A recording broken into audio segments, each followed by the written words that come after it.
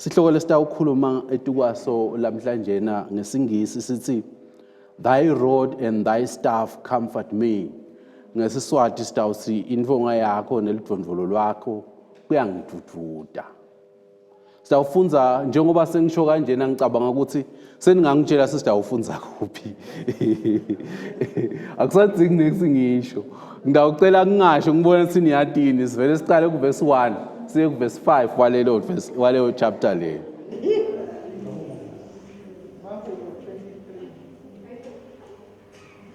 Emahubo 23, Psalms 23, sisuke ku verse 1 sitawuqina nje ku verse 4. Aku verse 4 singayi ku verse 5 lo you prepare a table. Sigcine nje kulo verse 4. Simangathe melusi wami ngeke ngeswele lutho. Ungilalisa emadlelweni laluhlathi. Angiholele nasemantini ekuphumula. Uhlumelelisa umphefumulo wami. Angiholele nasetindleleni tekulunga. Kuze kuthunyiswe libito lakho. Noma ngihamba esigodini lesinethulile kufa, angesabi lutho lolubi, ngoba wena unami. Intfonga Yakho Neludvondvolo Lwakho Kuyangidvudvuta. Ngiyakwati ukwelusa kakhulu thina besingatilandzeli kakhulu tinkomo besitibeka endzabeni, but kunenvo lengifuna kubheka isermon yami kuyo. Uyathi ukuthi nalabelusa batangifakazela la, kumbe nawe na uyothota na ungumake noma ngisisi nalabanye belusa bosisi. Ngikhumbula kahle ukuthi na uyolusa tinkomo usendzabeni kunemahlathi lengakithi lamanengi. Uyathi ukuthi kunetindzawo la wawufika khona ngoba esikhathini lesinengi wawuhamba wedwana. Unganako nalabo cellphone but nje uhambe ulandza tinkomo ubuye. Kunendzawo letifike khona wesabe.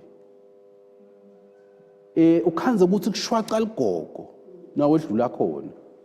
Noma na ufika ngakhona ubone nje ukuthi asakusiko la.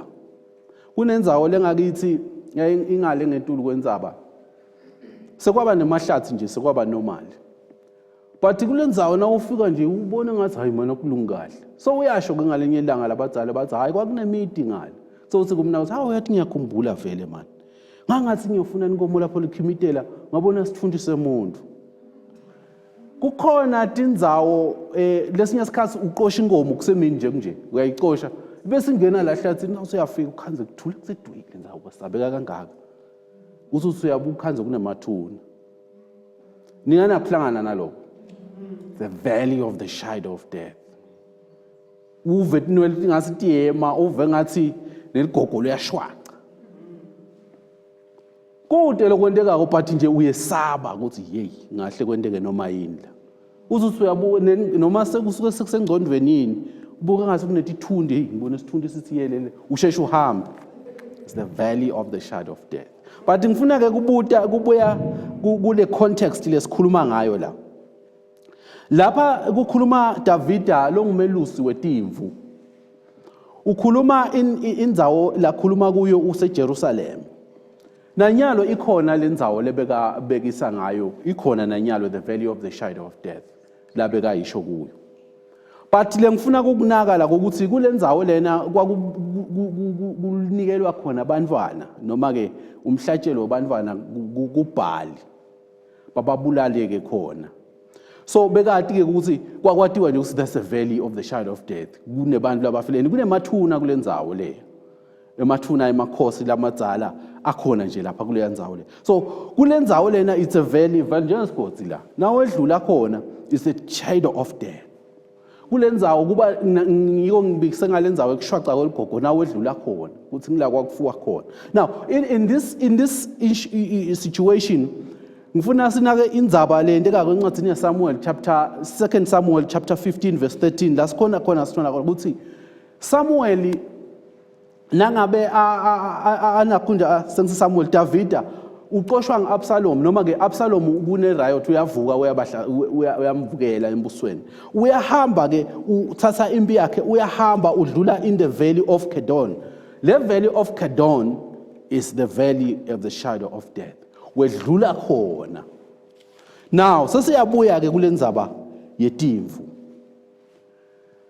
Kule shadow of death, kule ndzawo leshaqisa umtimba na wedlula kuyo. Uthi Davida lala sifunza khona, noma ngihamba eluthundini lesigodzi lekufa, even though I walk through the valley of the shadow of death. Noma ngangiyadlula kuleyo ndzawo leyo leshwaqisa ligogo nangedlula khona, kangeke ngesabe. But kule context la khuluma ngayo ukhuluma ngemelusi. Ngoba kufuna singayilahli le context yale from verse 1. Usifaka ngemetaphor noma ngemfanekiso yokuthi ukhuluma ngemelusi nemvu. Uyimvu kokuthi uNkulunkulu nangikuwe angiyukweswela. Amen. Dinvo leti latishoko ukuthi noma ngihamba eligodini lethunti lekufa ngeke ngesabe lutho ngoba wena unami. Asahamba kulesigodzi selithunti lekufa bengikhuluma ngetimvu ukuthi le timvu lakhuluma ngato timvu tinemelusi. Ngeke ngashumayela la ngikhuluma ngetimvu tine behavior nje lecishe ingazi ukuthi atisito leti hlupha njengembuti. So ukhuluma ke ngokuthi nangihamba in this valley of the shadow of death ukhona wena umelusi nakahamba kulesikhathi saDavida bekaphatha tinvo letimbili Intfonga nale Neludvondvolo rod and thy staff. Bekaphatha nje kona bekunemisebenzi ke bekakusebenzisela yona le Neludvondvolo noma ke lendvuku the rod bekuyinvo bekashaya ngayo noma ke ngathi bekuyiweapon yakhe lalwa ngayo nakuqhamuka tilwane letimhlaselako titomhlasela noma titohlasela letimvu so nakuqhamuka noma ngiloko akushaye ngale rod pheze kwesekuba nenvonga lenvonga indvuku njengasamniyabona tambule letinelidolo yinvo lenjalo yinvonga kona ke kudze. Now lendlela lokusebenza ngayo lenvonga ukuthi nangabe lemvu kumbe inenkinga sekufuna ngiyisite vele uyihake lanzanyeni uyidvonse ibuyekela uyibisa khona. Nangabe kumbe betiyonatha njengoba lapha ngetulu ukukhulunywa ukuthi uyanguyisa emanzini ekuphumula ukhanze sikumbe seyihamba kakhulu seyiba nako ukubhajwa noma seyiyala kuyingoti khona uyabona wena njengemelusi kusakulungi so uyayihaka uyayibisa. So uyajabula ke lokumangalisa ke uthi ke lona lenvonga yakho iyangidvudvuta le rod and thy staff iyangidvudvuta. Le rod noma ke lendvuku noma loludvondvolo lusebenza lokunengi nathi sadla titinengi uyakhanza ukuthi kumbe tiyafuqana ukukhweshisa ngayo whatever do ukukhweshisa ngayo vele nje ukuthi soyayikhweshisa bese yakhwesha. So Davida ke uthi invonga yakho neludondolo lwakho liyangidudduda but ngingekafiki lapho uthi noma ngihamba kulesigodzi selelithundi lesigodzi lesishwaqisa ligogo kangaka nganginawo kwesaba ngoba wena ukhona. Kusho ukuthi ngalamanye amavi noma ngabe ngihamba kulesigodzi lesi ngiyabona lokuthi akusana lutho ngiyesaba but ngiyathi ukuthi wena ukhona. Lokho uyathi uNkulunkulu khona kumnika ipeace kumnika kwethemba ukuthi uNkulunkulu utamphephisa. Na uhamba enzaweni lesabekako kuba khona ukuthi ngingahle kwenteke noma yini la kungahle kuqhamuke nje into ingqoshe noma kuqhamuke into but now unalelithemba lokuthi uNkulunkulu ukhona kawesabi. Now angibuye ku-African context. Njengama Africans kunetimo lesihlangana nato sisaphila letikwenta ukuthi ufike kule valley of shadow of death. Ube setimeni letikubeka ekuthenini uwesabe nyalo vele ukuthi hey kuyafikwa la ukuthi ngidawuphumela ngale. Letimo dinengi ngidawubekisa ngaletinye letikhona la kungaba kusemsebentini ukhanze ukuthi kumatima. Uyeva ukuthi yabona kumatima lendvo lesiyendako la. Kungenteka noma yini it's a valley of death lodlula kuyo. Kulesinye isikhathi kukhona laba entile lendvo loyibonako noma lodlula kuyo badlula emhlabeni literal death. Bafa kufa. But uyabona ukuthi nawo sewukhona khona nyalo. Angibeki sesuka COVID Kuba khona ukuthi labanye bantu bafe vele babe sesibhedlela kube matima but wena waphila. Kuleso sikhathi lesasimatima wathi kusingenteka noma yini. Na ungumntwana kaNkulunkulu njengoba khuluma lapha Davida ukhuluma ngokuthi awesabi ngoba wena unami. Now kulesimo lesilikhuni kumbe business ayisahambi kahle kumbe wenda info noma kunjani uyabona ukuthi kuyaphela nyalo siyafa. It is the valley of shadow of death lodlula kuwo. Kungaba kusemshadweni uthi lento lekentekele bantu labaningi bafile emshadweni noma esimeni sekuthandzana kwenu ku relationship. Uyedlula kuleso simo leso. Kodwa yathi kuSunkulunkulu unawe. uNkulunkulu unawe kunoma ngisiphi isimo lesibukeka engathi singade sikubulale. Ukhona lapho uNkulunkulu. Now ngifuna siphinde sibuyele kulo melusi manje. Kokuthi Davida ukhuluma ngekusike uNkulunkulu manje unjengalo melusi. Lokubhlungu noma na ubuka ungathi wena uthi le Intfonga yakhe naleludvondvolo nakangithinta ngayo kuyamhluba. Kusho ukuthi ngalamanye amavi le mvula seyidzitsekile yesaba ingasathi kusukuphi kumba seyemgodini. Yona ayadi kumbe icabanga ukuthi right seyidzitsekile. It's ive ishaywa indvula. Hayi ukuthi yayishaya lokhu nje izinto esiyalahleka iva sekuthinzwa indvula uthi Davida kuyamdudvuta. Kumdududa njani lo ukuthi indvula emthinzako? Kumdududa lokho ukuthi kulesimo lebese simatima. Ngicabanga ukuthi ngedwa. Lokhu ngivale induku yakho usho usekhona. Now, nakamdonsa ngale Intfonga yakhe. It's not nice ngoba naye bekabhekalela cabanga ukuthi uyakhona. Unesizathu unayo ilungelo lokuthi angakwenda angalaleli lapho udonsela khona. Kodwa le mvuna kayidonsa iyedwa. So ngalamanye mavi uthi lapha ngalokuthi wena uNkulunkulu ukhona kulesimo lengibona ngase siyangicedzela mina. Ngithi kuleso simo leso ngive kungithinza indvuku ukuthi usekhona umelusi. Uve akudonsa. Akudonsela iphephele. So Davida ukhuluma ngaleso simo sokuthi uNkulunkulu ukhona. Noma ngabe sowuyeva ukuthi kule valley of the shadow of death sekulahleka indlela usabona phambili konke sekuphelile. Duduteka lokuthi uNkulunkulu ukhona. Now ngifuna ukukhuluma ke manje ngibuye kulokuthi kunale Intfonga neludvondvolo lakhe lakhuluma ngalo. Seyini le dondvo lethu kulesikhathi sanyalo? Ngoba phela kulesa sikhathi kulomfanekiso kule metaphor bekukhulunywa ngeNtfonga neludvondvolo. Now seyini le Intfonga nyalo? Seyini le dondvolo? Now let's iBhayibheli kumbe singifuna ukuqinisa kuloko ukuthi nangabe udlula esimeni lesimatima ukhanza ukuthi kumbe sowuyesaba ngicela ukukunika nathi ivesi lelitakuqinisa encwadzini ya Isaiah sahluko 54 verse 17 lothi no weapon formed against you shall prosper. Asikho sikhali lesibatelwe wena lesitawuphumelela ngoba uNkulunkulu ukhona. Lokunye futhi ngoba indzaba yeAfricanism la ifike ibe inkinga khona ukuthi uthi nawe edlula kule timo letimatima leti ngale ndlela lesakhiwe ngayo Nkosi yami singama Africa bese sithi bayangiloya noma ngusathana noma ngoba sinale dualistic view sibuka kabili evil and right ukuthi uNkulunkulu konke lokuhle kuqhamuka kuNkulunkulu. Now bese sicala ke sesihlaba tonke tindvo leti lamaceleni ethu. Kani ngicela ukukhumbuta ukuthi Jobe walingwa nguSathane wavuma uNkulunkulu. Kude indvo uthi incwadi yebaseKhorinto becala sahluko 13 lithi kude indvo leyakwenteka kuwe uNkulunkulu angakayihloli. You will never be tempted above your ability. And uNkulunkulu utakunika lamandla ekuphuma. Listen to the verse, and God is faithful, he will not let you be tempted beyond what you can bear.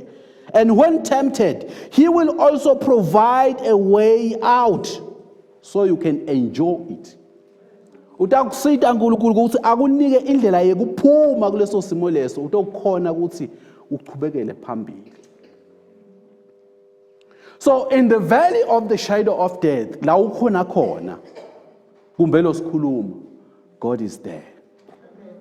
And uvumile ngoba uyadi ukuthi wena ngeke udlehlule kuleso simo leso.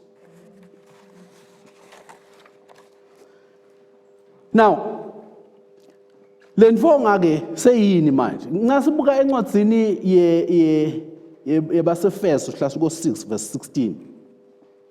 Likhuluma lapho iBhayibheli ukuthi likhuluma kumbe kuleyo ndzawo leyo khulunywa ngelisotsha likamoya, tikhalta kamoya in armor of God. So ikhuluma ke lapha ukuthi asibeke ne shield of faith, which we will be able to distinguish all the flaming arrows of the devil, of the evil one. Sitawukhona ngekukholwa ukuthi sikhona ukuthi simicibisholo yaSathane siyikhweshise. So the rod becomes your faith. And ngaphandle kokukholwa ngeke uze ukhone kuphumelela. Sisinziswa ngekukholwa, sihamba ngekukholwa. Kungilokukholwa nasibuya kulendzaba lena ukuthi do the valley of the shadow of death, ngiyathi ukuthi wena ukhona. Lokwati ukuthi uNkulunkulu ukhona, that is faith. Ngoba le timo nasetifikile tiyenta lokuthi bese sowuyamkhwehla uNkulunkulu, bese uyamkhohlwa uNkulunkulu ukuthi ukhona. Simo nasesimatima bese sowuyabona usingathi uNkulunkulu sowungishiyile, but ngicela ukutshela ukuthi uNkulunkulu unjani, ukhona. Kuleyo veli lodlula kuyo lapho khona kushwaca ligogo, lapho khona ihope iphelile kungathi konke kuyaphela, ukhona. Sahluko 6 kuye incwadi yabasefeso chapter 17, Efeso 6 verse 17 lithi likhuluma ngekuthi kenyala the sword of the spirit, which is the word of God. Ngamoya manje the sword noma ke lekunga actor ezilentfonga lekudonsako is the Holy Spirit. Lokungiyona ukuthi akuguide. Isincwadi yaJohane 16 verse 13 likhuluma ngemoya longcwele ukuthi umoya weliqiniso nawo ulifika uyawunoholela kulo lonke liqiniso. He will guide you into all truth. He will guide you, utani hola, utani konzisa kulo konke kulunga. Now, kukonziswa njengale ngeke ngasho kulemvu akusimnanzi lokukonziswa. Manje njengoba ngifunza nje live la uNkulunkulu la siyakonziswa. Kunetinvo uNkulunkulu kumbe letingemaguludla latikhuluma ke impilweni tethu kungaba kumbe tishumayelo letinengi lotivako noma kuseredweni noma kuphi akukhombe uNkulunkulu lento. But bese kuba kuwe lokho ukuthi uyakwenda yini, uyakhuluma uyakuhuka so uyakulubisa ukuthi nayi imvu yami ihamba kabi. But uyadecide ukuthi ukulalele yini noma cha. So uNkulunkulu ke uyasigayida ngamoya loyingcwele. Moya loyingcwele bazalwane ulapha kuwe nje na umukele Jesu. Ulapha kuwe. Ngeke uze uyiphile impilo yekukholwa ngaphandle kwamoya loyingcwele. Uyakhuluma ke moya loyingcwele la enhlitweni yakho kuthi lokhu ungakwendi, lokhu kwente ngoba kufuna ube nebudlelwane naNkulunkulu. Na ungablaleli ungilemvu lethi yehukwa ingajabuli. But lela khuluma ngayo la Davida lethokotako nayicondziswa. Ngilena lesinayiva live la uNkulunkulu. Ilalele kuthi uNkulunkulu sini. Ngiko kumthokotisa ngoba uvile kuthi ikhona uNkulunkulu and la khona ungidonsela endzaweni le right. The mistake lesiyentako sibantwana baNkulunkulu ukuthi lithi live na uNkulunkulu nalikhuluma. Sibuke lo muntu noma sithi ukhuluma ngami. Singasalaleli kokuthi njengoba ngikhuluma la angadithume. Njengoba ngikhuluma la uNkulunkulu la kushido nakimi nje personally. Angisiye nje transmitter la. Lokunye uNkulunkulu ukureveala sengikhuluma la mbi kwenu. I have prepared the sermon. It might look like this, but God can change it whilst I'm speaking because ukhuluma ngale ndlela yakhe. Kufuna ke bazalwane simvumele moya loyingcwele njengoba angumholi wethu. Kwakuthi nakathi lokhu ukuyekela. Ungayiqhuba inkani, but uyakhuluma uNkulunkulu. Asithokodeni ke ngalokho usafunza iBhayibheli uwedvana likuhlabe. Fokoda lokho kusho ukuthi usekhona uNkulunkulu. Nasilawuthi siyashumayela nje uve ukuthi yale livilela liyangihlaba. Jabula ngoba uNkulunkulu kusho ukuthi usekhona. Once kwathula kwathi asekho lo melu sohamba wedvana. Awubuke kusisoyilahle kuphi. Kusuda ulifunza nje iBhayibheli uze ulicethe angasho lutho uNkulunkulu sishumayelela kungenteki lutho. Kunjani ubudlelwane bakho naKristu? Lamhla inzambama nginenikhuthatha bazalwane. Uthi ukhona uNkulunkulu in all the situations lesedlula kuwo. And kuwo onke lawo situations lawo sitawuva asithinza ngentonga yakhe nangeludvondvolo lwakhe. Lokulivo lakhe nangamoya longcwele okhuluma kithi. Asivumeke lokuthi asidirecte la sibhekisa khona. Because njengalo le shepherd noma lo melusi uyati lokuthi uyapi letimvu takhe tiya kuphi. uNkulunkulu uyayati le destination yethu. Nakakhuluma nje umoya longcwele ukuthi lento lena iyekele akanawo umona ukuthi yekela lokweba noma yekela lokujola akanamona nalo boyfriend wakho lomthandzako. Akanamona naye uNkulunkulu. Usita wena. Nakathi uNkulunkulu yekela na into yakho loyithandzako akanamona na, it's because he is a jealous God uyakuthandza.